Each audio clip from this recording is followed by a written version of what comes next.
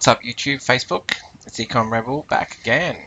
Alrighty, so let's get into it. Let's have a look what the market's been doing. We have a quick look here. We can see Bitcoin's down a little bit. Let's say around about 3 to 5% for most of the market, probably in the top 10. Bitcoin down 8,787. Ethereum, wow, 665. That's down a fair bit. Ripple, 75 cents. Bitcoin Cash, $1,019. Actually, it didn't really drop too much. 0.34% actually increase. That was good. Litecoin, $166. Cardano, 21 cents, down about 4%. Stellar, 27 cents. Neo, $78. NEM, 47 cents, up 7.8%. Check out this 7-day graph here. We're actually seeing some interesting things out of NEM. EOS, $5.66, down about 1.56%. So we have a quick look at the rest of the top 100 there. Big move for Binance. I'd say that's something to do with their decentralized exchange news. They're basically going to be creating a decentralized exchange as well as the main one they have now. Obviously they want to own that space, so that's been really good, up 20%. And the rest of the market, maybe Ardor up 5. Latronium, we did talk about Latronium not too long ago, up 5%, which is pretty good at 4 cents currently. The rest of the market was red. Any big movers? Nothing to really talk about there. So that was just a quick recap there. Let's have a look at the GDAX. Let's go Bitcoin USD. So as you can see here, we're looking at 20k mark and around about 6,000 here. And where are we at? We're at 8,700 currently, around about this. So it's quite choppy at the moment. So basically, we have a look on the hourly chart. You can see essentially this is where we're at 6. You know, we went to 12 here, went down a little bit, around about 9, and back up to 12. Now it didn't make that new high, and in since dropped off and then below the low. Now at the moment it has gained sort of support here, and this is good, but it'll be interesting to see what happens. We have it in the last couple of hours seen that drop a bit, but this, we'll see what happens when it gets back to this 8,400. If it does drop through this 8,400, there's a good chance it's going to continue a lot further down. But I'd like to see a bit of, I think it, with the way the market's been at the moment being choppy, we might see it go back up to 12 and possibly go back down again. We'll just see what happens, but at the moment it's pretty choppy, as you can see, you know, basically going sideways, and a lot of people aren't used to that. We're used to seeing Bitcoin, you know, basically keep on making gains like this, and not really staying sideways for very long. So that's sort of new to a lot of people, but it has happened before. So at the moment, you just need to wait it out. Alright, so let's have a quick look at that. We'll just have a quick look at the news we'll have a look at Cointelegraph and news, bitcoin.com. So we'll go back here. There was a few articles I had a look at before. One was interesting: Google to ban all ads to do with crypto starting in June. So Facebook's been just banned all the ICO and crypto related ads, and Google's doing the same. So this will create interesting dynamics. I don't know if they're going to ban accounts, you know, like people doing it. Maybe they're just going to ban the advertising.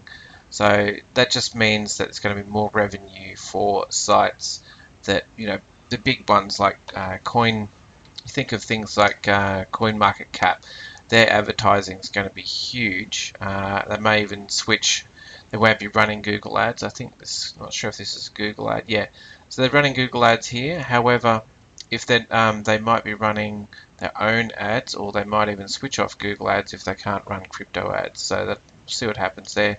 Cointelegraph, I think they do have a little bit of ads. I'm not sure if they use. No, they use a different one, I think. So it'll be interesting, the dynamics with the advertising and the places we go to regularly for information and news, and other places like that. I think there's going to be a lot more competition for that. So that's interesting. What else did I see? Yeah, this was the other news. Binance to launch a decentralized trading platform. Okay, I don't have the exact date, but the Binance coin still be part of that. And I mean, there's already ones like WaveDex, BitShares, NXT Counterparty. Plus, we've seen new ones like IDEX, which I've talked about before, EtherDelta, which a lot of people have left now using IDEX, and there's a few other ones as well. What else did I see that was interesting?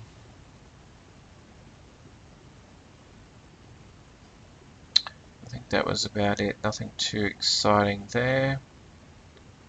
Alright, let's check out news at bitcoin.com.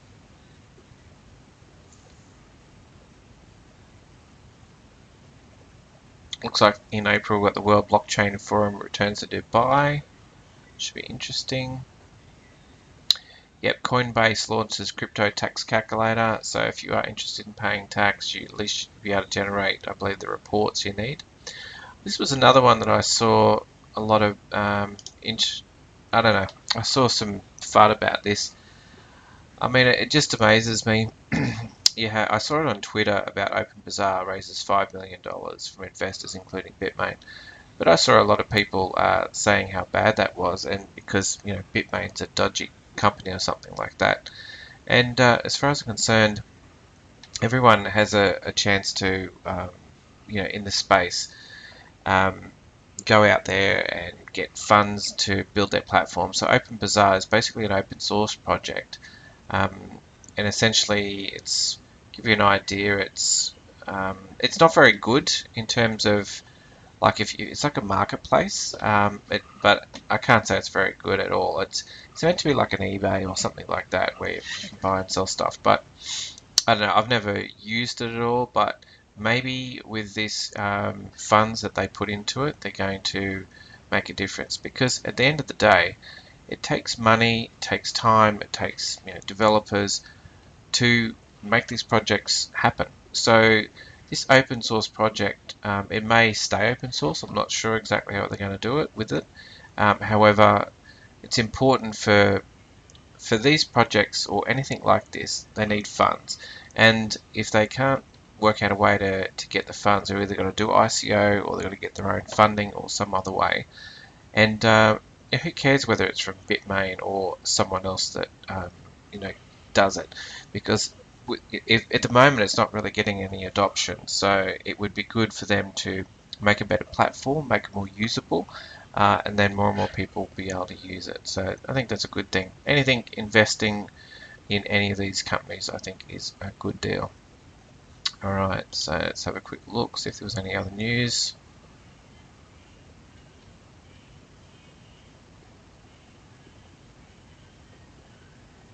It's an interesting article about EOS, Cardano and Tezos. I'll just see what it has to say. Because I did talk about the EOS meetup the other day, and just see what they say about it.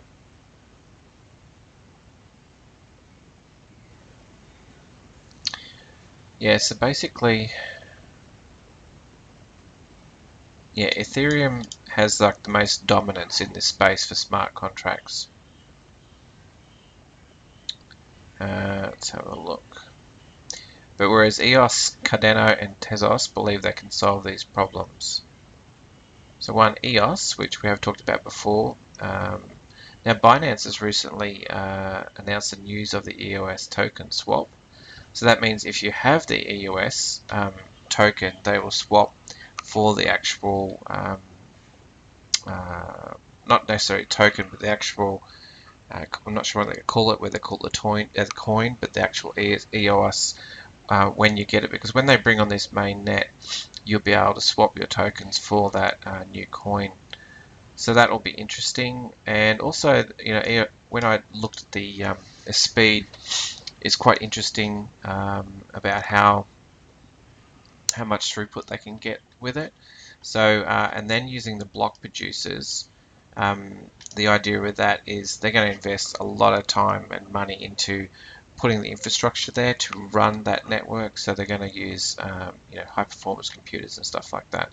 So that is really interesting. And then you got Cardano. They've raised a fair bit of money. Okay, and also Tezos through there. So interesting. Beta is nearly out for Cardano.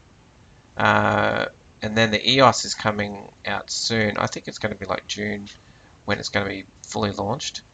And Tezos could be launched in 2 to 4 months. So I think in the next 3 or 4 months we're going to see some competition against Ethereum with these other EOS, Cardano, and TEOS. So let us know your thoughts on those. What do you guys think of that?